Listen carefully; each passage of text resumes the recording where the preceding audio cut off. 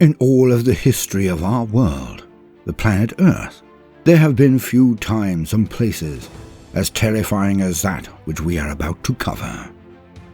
For in this episode, we shall be discovering an ancient site, a place where nothing was ever safe, not for one moment of the day or night. Long gone, humanity now walk across this war zone as if it were nothing, unaware of what transpired in the murky gloom of history.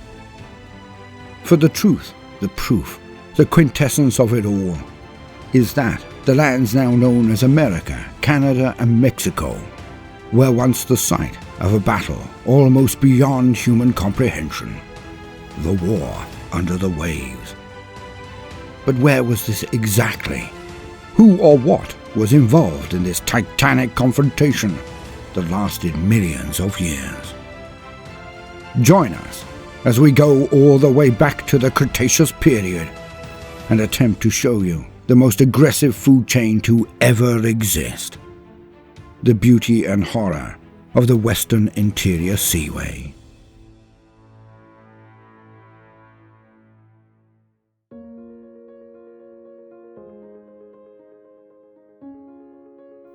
The formation of the battleground. By the early Cretaceous, Pangaea was already in its final stages of breakup.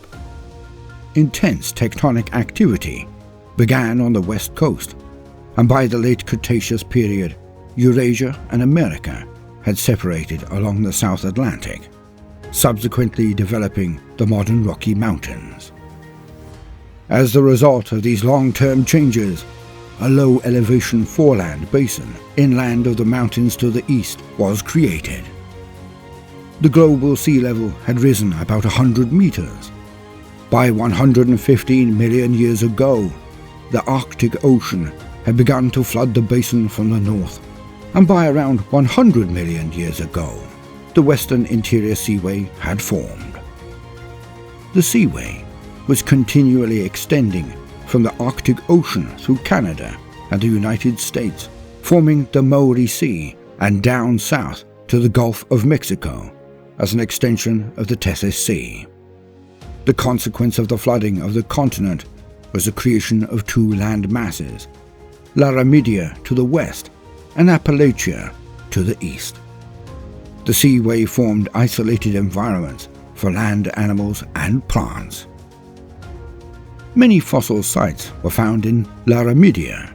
The most famous dinosaurs that lived in this region included monstrous-mouthed Tyrannosaurus, horned ceratopsids, dome-headed pachycephalosaurs, and armored ankylosaurs. Appalachia did not have some of the more famous Laramidian dinosaurs. In turn, it had plenty of armored nodosaurs, little leptoceratopsians, and lots of herbivorous hadrosaurs. In the southeast, a giant crocodilian such as Deinosuchus thrived.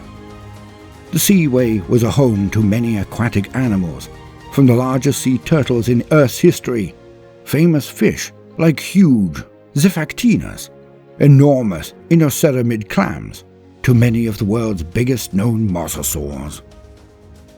The seafloor water was low in oxygen, which was great for preserving fossils. The sea also preserved remains of land organisms, including lots of tree trunks and dinosaur carcasses that washed out to sea. Remains of Cretaceous birds and pterosaurs were also discovered in the region. Sea levels fluctuated, and sometimes the land was open, sometimes separated. Each time this happened, there was a temporary mixing of newer species. At the time when the Western Interior Seaway was its largest, it was over 2,000 miles or 3,200 kilometers long and reached some 1,000 kilometers or 620 miles in width. It is believed that it may have been only 800 to 900 meters or 2,600 to 3,000 feet deep. And this was the site of the greatest food chain on Earth. This was where the aquatic life was so plentiful yet deadly that the constant wheel of survival turned at its most brutal. Now we shall begin at one of the most basic levels of this chain. We will leapfrog over ammonites, belemnites, and other small life, as we have covered them in previous entries.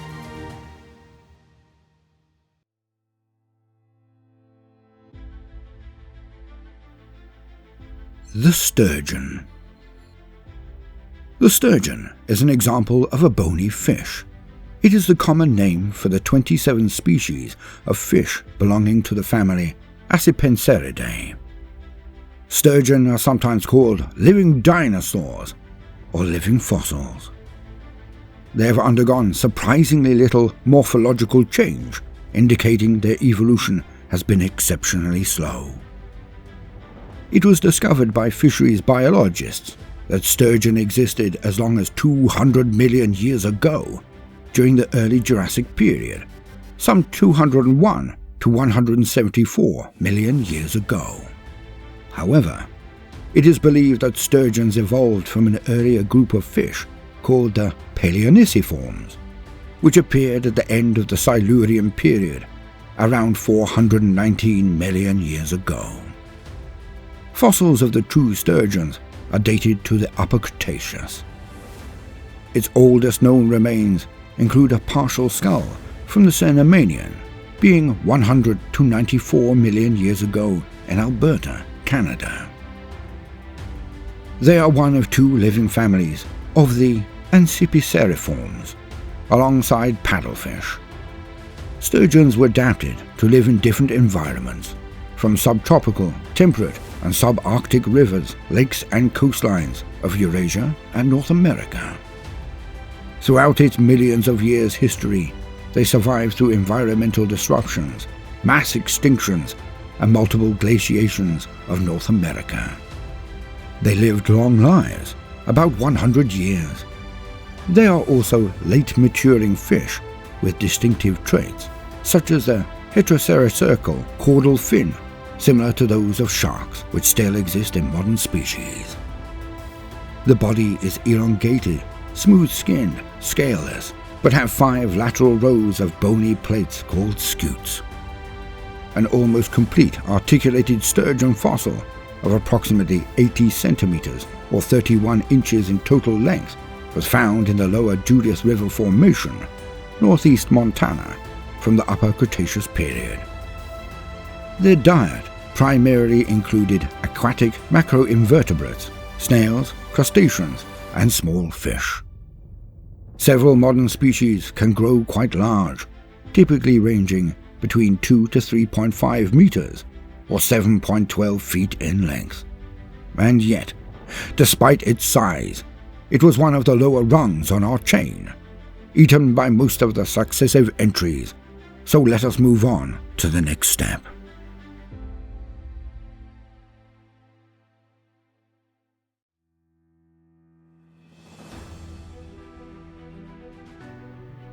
Enchodus. Enchodus was a predatory fish. They were small to medium size. Their main characteristic were the large, up to 6 centimeters or 2.4-inch long fangs, or teeth, at the front of the upper and lower jaws and on the palatine bones. Enchodus used the teeth for biting into small, slippery prey, like fish and possibly cephalopods, like squid. Due to its look, it was given the nickname of the saber-toothed herring, although it is more closely related to a salmon. It had a long, sleek body and large eyes. Enchodus petrosus is the largest known of all Enchodus. The remains are commonly found in the Niobrara Chalk, the Morville Chalk Formation, the Pierre Shale, and other geological formations deposited within the Mississippi embayment, and of course, the Western Interior Seaway. The total body length was only about 1.5 meters or 4 foot 11 inches, and the skull was similar to modern deep-sea fish such as angelfish and viperfish. Other species were considerably smaller. Some, like Enchodus parvus, were only some centimeters or a few inches long. Spending their days hunting smaller fish and other life forms, the Enchodus was voracious in its appetite. Even though Enchodus were predators, they ended up being prey to larger predators, like the later animals in this chain, but also seabirds such as Herperornis and Venus. But now we move away from fish and on to the next stage in the chain, of sorts at least.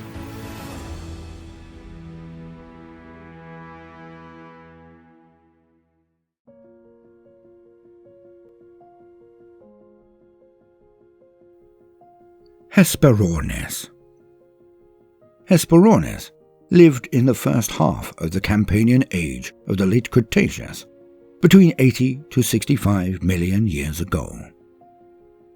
Herperornisids were large flightless birds, reaching about 2 meters or 6 feet long. The species were primarily marine and lived in shallow seas like the Western Interior Seaway, but also the Turgay Strait and the North Sea, which at the time were much warmer than today.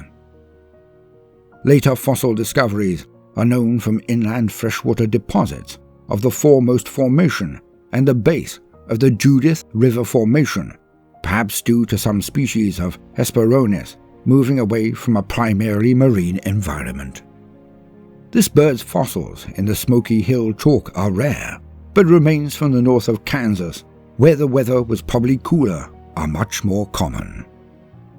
The first Herperornis fossil was discovered in 1871 by the legendary Othniel Charles Marsh and his students during his second Western expedition. The specimen did not have a head, but a year later they found an almost perfect skeleton. After 1873, Marsh received nearly 50 specimens, and it had given him a good understanding of the evolutionary link between reptiles and birds. The first recognized species is Herperornis regalis. There were many more species documented over the years, even including species from outside of North America. Herperornis had a sleek, feathered body and long legs with webbed feet. Its wings were small, used for steering when diving underwater. It used its powerful hind legs for swimming. Herperornis was a speedy swimmer that could travel long distances by a combination of swimming and drifting. It would take several short dives to feed on shoals of fish, such as Enchodus or other passing food like ammonites and belemnites. Most of the time, Herperornis floated on the sea surface, coming ashore only to breed. But they could not walk, as their legs could not support their weight. Therefore, on land, it had to push itself along on its belly. These birds crowded together in colonies for safety and usually chose inaccessible rocky outcrops. Unable to fly or walk, Herperornis needed to be wary of its predators at sea and on land, including sharks and plesiosaurs, dinosaurs and pterosaurs respectively. It had a hard and keratinous beak, similar to that found in modern birds. Small and sharp teeth were present along nearly the entire lower jaw, the dentary, and the back of the upper jaw, the maxilla. Yet they were often prey for the larger predators, as we are about to see.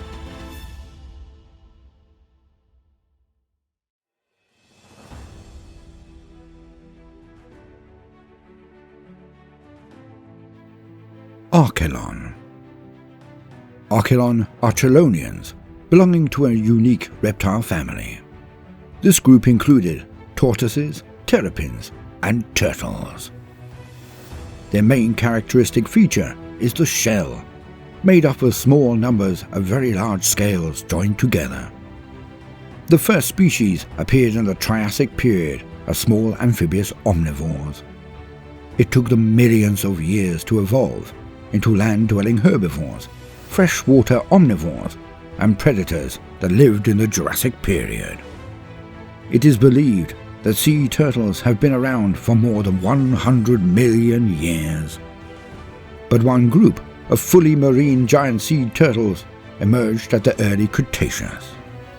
Archelon is an extinct sea turtle which lived roughly between 75 and 65 million years ago. It was first discovered in 1895 by Dr. G.R. Weiland in South Dakota. In 1896, he would go on to name it Archelon, a name which means ruling turtle. If you were to merely look at Archelon pictures and nothing else, then you would assume this was a normal-sized sea turtle. But nothing could be further from the truth. Archelon's largest ever collected original fossil skeleton was from out of the Pierre Shale, about 45 miles south of Rapid City, South Dakota, in the 1970s. It is displayed at the Natural History Museum in Vienna, Austria. The specimen is not only the largest, but also the most complete of the Archelon skeletons collected to date. An average sea turtle is about 7 feet long and weighs around 660 to 1,100 pounds, or 300 to 500 kilograms. In comparison, an Archelon is as long as a small great white shark, but much, much heavier. Paleontologists believe that Archelon probably had a long lifespan, about 100 years, much like modern turtles do today. And it is possible that they lived even longer than that. Archelon was amongst the biggest of all marine turtles, reaching up to 15 feet or 4.5 meters in length from head to tail, with a weight of 2.2 to 3.2 tons. Some estimates say that it went up to 4 tons. It is also the largest marine turtle that has been documented to have ever been in the ocean. The modern leatherbacks are only 6 to 7 feet long. This ancient reptile was closely related to modern leatherback turtles, and it was twice their size. The head was narrow and slightly pointed out, with a pronounced hooked beak that had sharp edges. Its bite was probably very powerful, and the beak was likely covered in a sheath. Archelon had shorter and broader hind flippers than the front ones. The front large wing-like paddles were used for swimming underwater. The third and fourth finger were longest. In comparison to modern leatherback turtles, it is believed that Archelon shells may have been covered in thick skin rather than armored plates. The tail was shorter in male turtles than in females. Scientists believe that Archelon may have had similar nesting habits to modern turtles. It is assumed that Archelon, like other marine turtles, would probably have come on shore to nest. Females would use their hind paddles to dig out a hollow in the sandy beach and laid several dozens of eggs, then go back to the waters, and they would have returned at night time to check and to ensure that their eggs were securely laid deep beneath the surface. Archelon used its large flipper-like arms to move through the shallow seas, although it was capable of making open ocean travel. Although the flippers allowed Archelon to swim pretty fast, they probably were weaker than the arms of the modern leatherback sea turtle. And this turtle never swam alone. Its huge size attracted other animals and was usually accompanied by some crustaceans, small schools of fish, and of course, parasites. And yet, despite its huge size, it was an easy target for larger predators, as it couldn't hide its head or flippers inside the shell. Its shell design was similar to that of the leatherback turtle. It was made of a ribbed structure covered by a thin carapace that allowed the animal to be naturally buoyant. But what did Archelon eat? Archelon was an omnivorous grazer. Most of the time, it swam in the middle to top water levels. However, it would occasionally hibernate on the seabed. Waters where Archelon lived were known for the soft, muddy sea floor, and this turtle may have behaved like a slow-moving bottom feeder. At the time this turtle lived, waters around North America were abundant in squid, jellyfish, and crustaceans. Archelon may have also preyed on small fish that were around, but also used its sharp beak for shearing larger fish and reptiles. It would also eat dead carrion and plants, and Archelon may have scavenged off the surface. Yet despite its size, again, it was no more than another link in the chain. Its armor could not protect it from some of the massive predators we are about to hear about.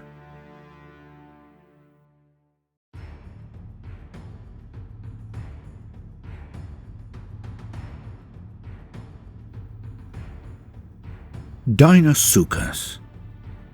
Deinosuchus, which means terrible crocodile in Greek, belonged to semi-aquatic reptiles that lived between 82 and 75 million years ago. It may have been the largest crocodilian that ever lived. Deinosuchus are classified as crocodilians, the group that includes modern alligators, crocodiles, and gharials. However, according to the newest research, their lineage was more closely related to alligators. Deinosuchus was up to 5 times larger than today's species and ranged a length of 10 meters or 33 feet and weighed 5 tons. It was as heavy as an elephant and as long as an average American school bus. These crocodilians were amongst the biggest predators in the Western Interior Seaway. In the early days, paleontologists had previously identified 3 species of these crocodile. However, it was based on incomplete specimens. It was later re-evaluated, and all 3 species were combined and described as a new one, Deinosuchus schwimmeri, named in honor of the paleontologist David Schwimmer, a professor at Columbus State University in Georgia. Deinosuchus was a giant predator that must have terrorized dinosaurs and any animals that came to the seashore. It was most likely quietly observed from the water and lunged to seize large prey such as duck-billed dinosaurs before spinning them over and over in the water to tear off great lumps of flesh. The reason for this rotating around its own axis is to reduce large prey to small enough pieces that a crocodilian can swallow. The prey would have lost ground and have no chance to make an escape. It is possible that the crocodile may have ambushed their prey while they drank from the water's edge or bathed. Once it had caught its prey, this crocodile would have then dragged it into the water and drowned it. Their broad, elongated heads ended in a wide and bulbous snout with 2 large vents at the end that may be linked to thermoregulation. It also had banana-sized teeth.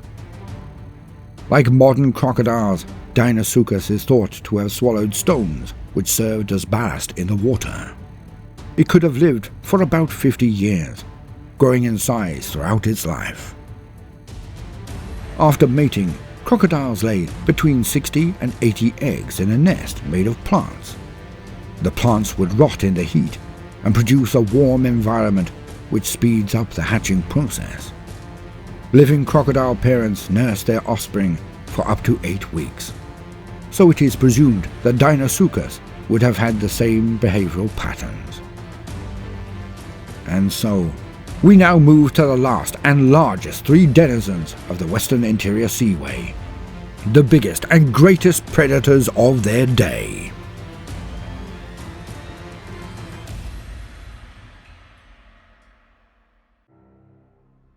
Cretoxyrhina. There are few things as terrifying to modern man as the sight of a fin in the water. For popular culture has projected the danger from these apex predators, and they are no less dangerous to their fellow sea life, more so even, for a fish or turtle cannot escape them easily by going onto land. Cretoxyrhina was a prehistoric shark which lived approximately 100 to 80 million years ago, during the Middle to Late Cretaceous period. Although the Swiss naturalist Louis Agassiz discovered its first incomplete fossil during the 1840s, it was the English paleontologist Gideon Mantell who described it first, from 8 Cretoxyrhina mantellae teeth he collected from the southern Grey Pit near Lewes, East Sussex, England.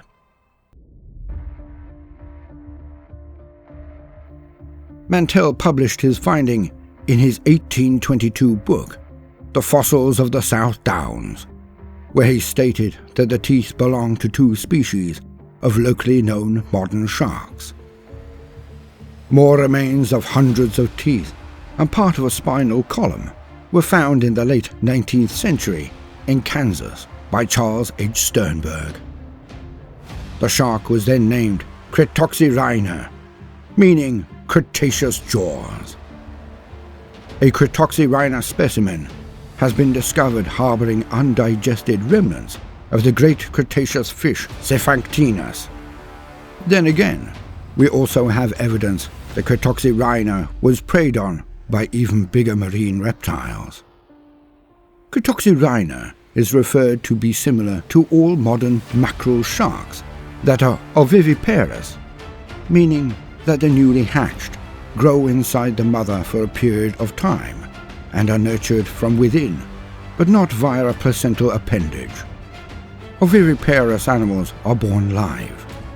It is possible that their young competed against each other in the practice called oophagy, basically the embryos eating eggs. Cretoxyrhina shared waters with many predators and fish like Cephactinus. Therefore, it is likely that it produced many young to offset high infant mortality rates. Many modern sharks, such as the great white shark, thresher sharks, mako sharks, fourbeagle shark, and crocodile sharks, produce 2 to 9 infants per litter. The Cretoxyrhina reached a massive 25 feet or 7.6 meters in length, and weighed about 1 to 2,000 pounds or 453 to 907 kilos. Comparable in size to the modern great white shark, which reaches 26.2 feet or 8 meters in length and can weigh around a ton or 907 kilos. Cretoxyrhina mantelli had a conical head with a dorsally flat and wide skull. The rostrum does not extend much forward from the frontal margin of the brain case, suggesting that the snout was blunt. It had large eyes, with the orbit roughly taking up 1/3 of the entire skull length, giving it acute vision, which was so important when hunting prey. The jaws of Cretoxyrhina mantelli were kinetically powerful and allowed deep biting. They were quite small in general shape to that of the modern mako sharks. The shark had hundreds of razor-sharp teeth. Evart, who was a fossil hunter, named Cretoxyrhina the Ginsu shark, in reference to its knife-like over 3-inch or 7-centimeter recurved teeth. The knives could slice through tin cans and tomatoes with equal ease, showing how deadly these teeth were. Each of these teeth had a smooth-edged blade with thick enamel coating, suggesting that it enabled the shark to crush tough bones of large and active prey. The teeth resembled those of a mako shark's, but were much broader and bigger. Cretoxyrhina was a very aggressive predator that had an advantage over many aquatic animals, with its powerful kinetic jaws, fast-swimming capabilities, and large size. This shark mainly preyed on other active predators, including large marine reptiles such as plesiosaurs, turtles, mosasaurs, other sharks, and other large fish. The evidence shows that most Cretoxyrhina fossils had deep bite marks and punctures on bones, occasionally with teeth embedded in them. It is believed Cretoxyrhina may have occasionally fed on pterosaurs when they entered the water to feed. Some fossils of a pterodon from the Niobrara Formation had this shark's teeth stuck deeply in their vertebrae. Cretoxyrhina was mainly an active hunter. However, it was also a scavenger, which was noted when some recovered remains of partial skeletons of dinosaurs, like Claosaurus and Niobrarasaurus. were found with signs of feeding and digestion by Cretoxyrhina mentali. It is believed that these carcasses were washed out into the ocean. Cretoxyrhina bones were found worldwide, from North America, Europe, Israel, Kazakhstan, and Australia. The most complete and known fossils of Cretoxyrhina are from the Western Interior Seaway. It is believed that Cretoxyrhina individuals living offshore were usually larger than those inhabiting the Western Interior Seaway. Some of the offshore Cretoxyrhina mentali fossils yielding total length of up to 8 meters or 26 feet, going up to possibly 9 meters or 30 feet. It is believed that the radiation of sharks, like Cretoxyrhina, that coexisted with mid-Cretaceous pliosaurs, may have contributed to the extinction of large megacephalosaurs. The gap left was soon filled by rising mosasaurs. Fossil evidence shows some bite marks on both animals, the Tylosaurus and Cretoxyrhina, suggesting they may have competed with each other. The causes of the extinction of Cretoxyrhina are unclear. However, it is believed that it declined slowly over millions of years. They thrived in size during the Crenician, but gradually declined until their final demise during the Campanian. Cretoxyrhina lived worldwide, and possibly its decline started locally before the whole genus went extinct. It is suggested that the presence of new predators such as Tylosaurus participated in Cretoxyrhina's decline. Although the fact that the Western Interior Seaway slowly began to shrink and disappear over time, this may have something to do with it as well. The area with its climate and environment may have been preferred by this shark. However, this does not answer the question why they declined and went extinct everywhere else. But this does leave us one question. What could threaten a shark of that size, a beast of the sea up to 30 feet in length? And we are about to find out.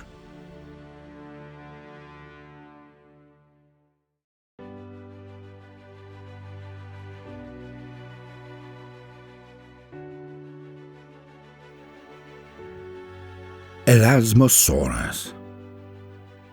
Plesiosaurs were a clade of Plesiosauria that included any of a group of long-necked marine reptiles found as fossils from the late Triassic period into the Cretaceous period.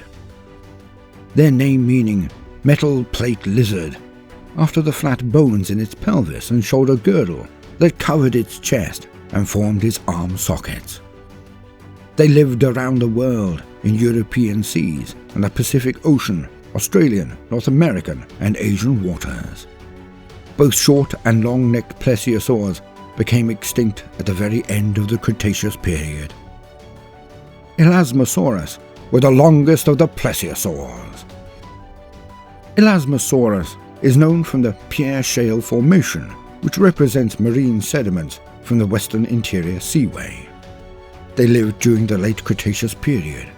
The fossil was first investigated by Edwin Drinker Cope, who thought that the enormous neck of Elasmosaurus was a tail. His mistake was immediately corrected by Cope's rival, Othniel Charles Marsh. Unfortunately, the bad feeling that started between these two scientists lasted a very long time, and started off the so-called Bone Wars of the late 19th century.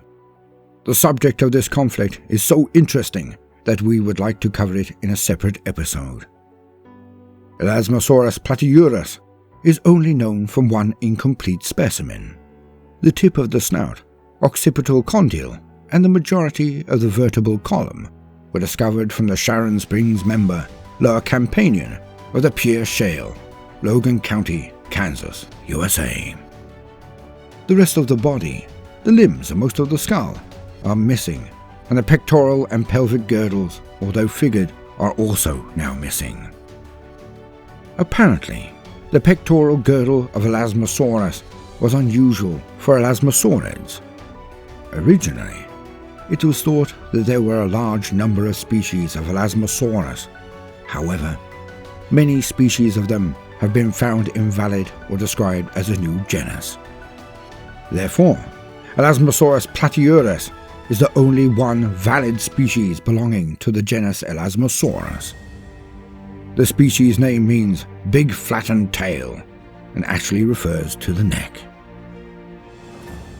Elasmosaurus had a turtle-shaped body with a very long neck, 4 long paddle-like limbs, and a short pointed tail.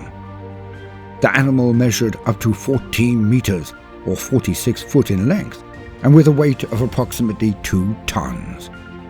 Just the neck was around 7.1 meters or 23 feet long, and it had 72 neck vertebrae.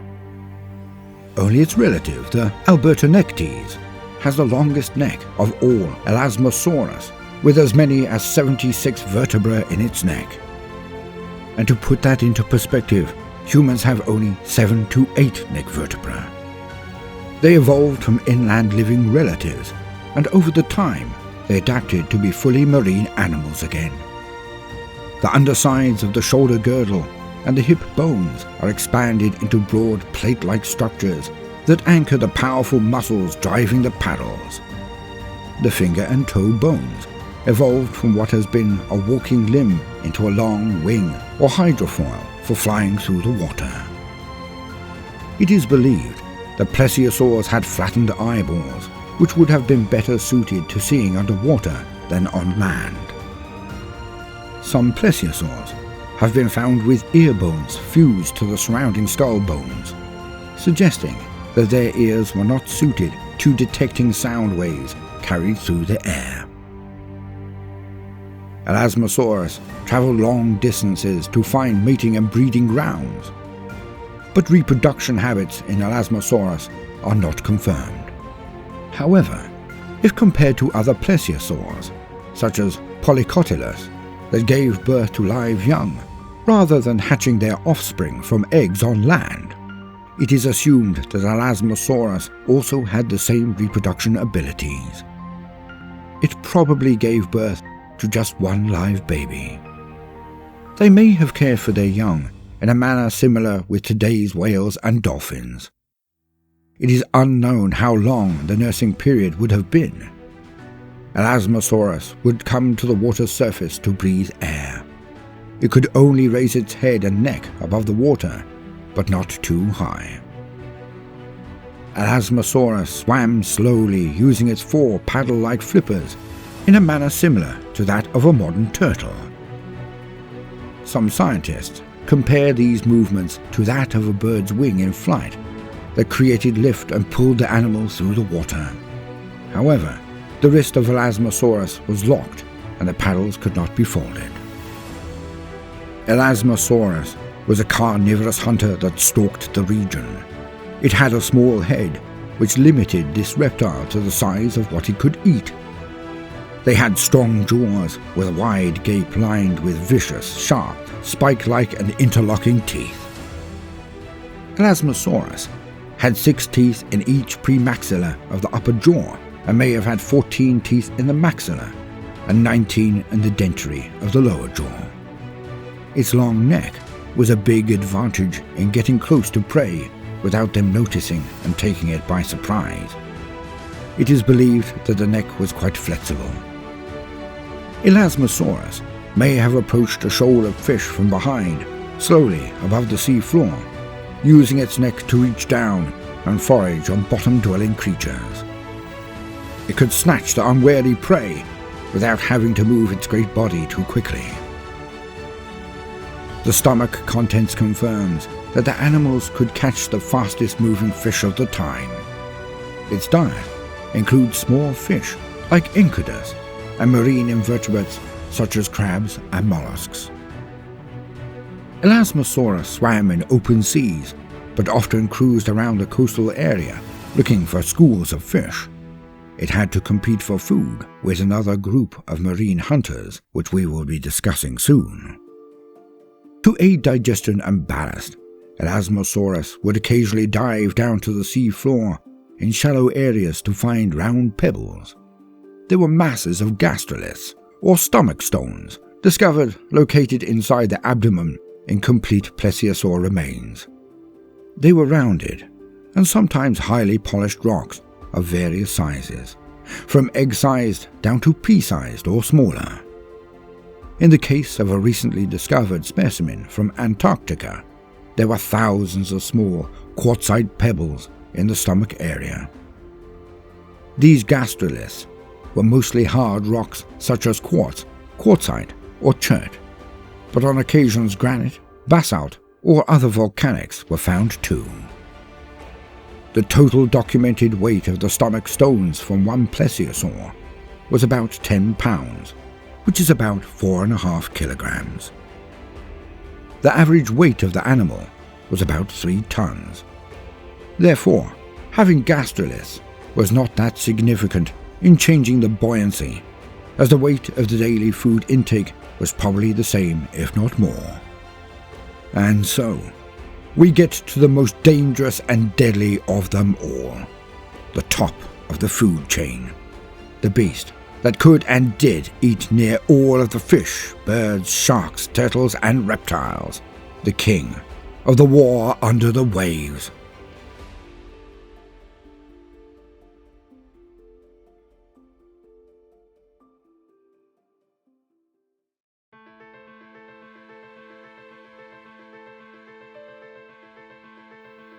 Tylosaurus. The ichthyosaurs declined and eventually died out at the beginning of the Cretaceous period. Large sea lizards called mosasaurs took their place and dominated the shallow continental seas. They are related to land lizards, such as monitors and Gila monsters. Their body was suited to marine life. Therefore, later mosasaurs could move on land, yet their females probably gave birth to their young at sea. Mosasaurs probably had long forked tongues. Their skulls show that they had the Jacobson's organ, a structure used by snakes and lizards to detect scent patterns in air or water. This indicates that mosasaurs probably used smell to hunt their prey and to detect other members of their species. All mosasaurs had large eyes useful for seeing in deep waters. They were located on the side of the head. Therefore, mosasaurs didn't have stereoscopic vision. Mosasaurs had evolved streamlined flippers from the arms and legs of their land-living ancestors. Extra finger and toe bones made the flippers longer. Mosasaurs probably moved their long, flexible tails from side to side when swimming, using a sculling method and steering with their paddle-like flippers. One of the biggest and the last of the mosasaurs was Tylosaurus, the lord of the Western Interior Sea. Its documented species are Tylosaurus proriger and Tylosaurus nepaleolicus. Its remains were found from Alberta to Texas in North America. Tylosaurus lived in the Maastrichtian stage of the late Cretaceous period, about 85 million years ago, and disappeared more or less at the same time as the dinosaurs. The species is related to modern-day snakes and monitor lizards. It has its own subfamily, Tylosaurine, and belonged to a part of a group of mosasaurs called the Racerosaurines. Tylosaurus was a giant marine predator that grew up to 12 to 15.8 meters, or 39 to 52 feet in length. It had a long skull and a very distinct, cylindrical, hard and bony tip to its snout. Mosasaur teeth were cone-shaped and as sharp as a razor. They had 24 to 26 in the upper jaw, 20 to 22 on the palate, and 26 on the lower jaw. And it was named by Othniel Charles Marsh in 1872. The name meaning is swollen lizard, in reference to the rounded knob on the end of its snout. In some specimens, the snout has been damaged, probably due to ramming for stunning prey, suggesting ferocious impact. Some mosasaurs, like Plotosaurus, had small, smooth scales like a snake. Others had scales with ridges across the middle. Tylosaurus had long, wing-like flippers. Its powerful tail fin was like that of a living snake and propelled Tylosaurus through the water. Like modern sea creatures, Tylosaurus probably had a dark upper body and a light underbelly. It is likely that the internal spaces in the bones were filled by fat, like in living whales. Mosasaurs were able to swallow prey whole due to their mobile skull bones.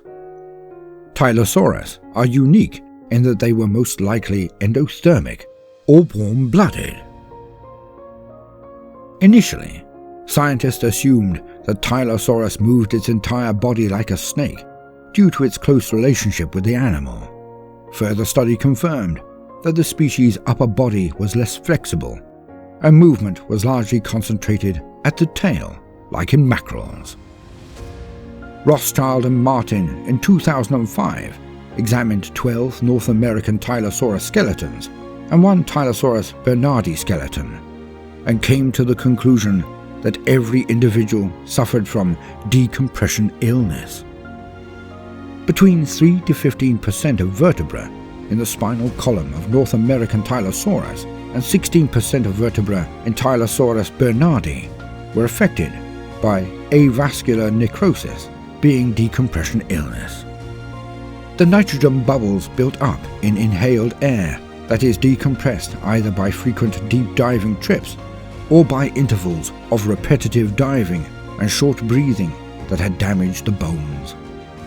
In 2017, Carlson noted that Tylosaurus gained avascular necrosis because its body was not adapted for deep or repetitive diving.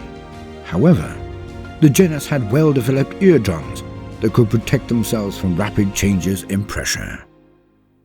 Fossil hunters during the late 19th and early 20th centuries reported that some of the specimens had healed bite marks and wounds, mainly concentrated around or near the head region. It seems that they were the result of non-lethal interaction, but the motives are yet to be confirmed. The aggression towards their own kind could be the result of courtship, like in modern lizards, during which they affectionately bite their mate's head. Another example would be a territorial fight, resulting in head biting against rivals to show their dominance by grasping the head to turn over the other on its back. Being an apex predator, Tylosaurus was on top of the food chain without having any natural predators in their environment. These deadly monsters of the sea were lethal, and most likely Tylosaurus specialized as an ambush predator. It was presumed to float along the sea, sometimes coming to the surface and then snapping up fish, seabirds, and even 10-foot-long plesiosaurs. Apparently, it hunted like an orca, which is from below, before the lethal attack on the prey. It is well documented that Tylosaurus proriger also fed on other mosasaurs, like Cledastes and sharks, and would eat any small or giant squids or ammonite that crossed its path.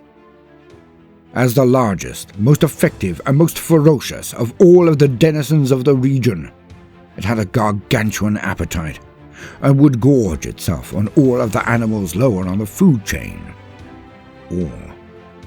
Nothing could contend with or even challenge the Tylosaurus.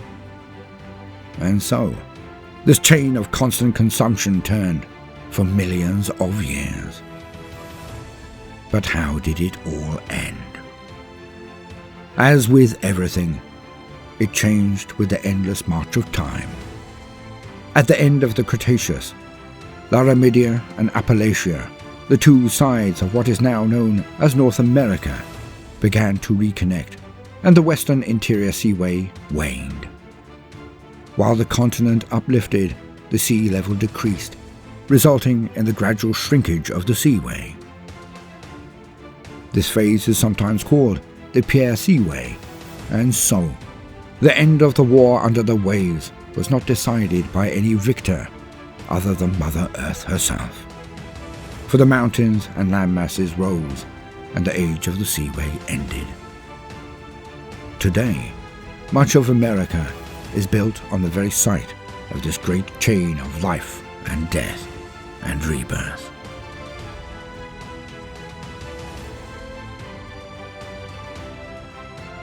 These videos take a very long time to create. If you would like to support the channel and assist in improving it, then do please subscribe and give us a like, and consider joining our Patreon, links in the description.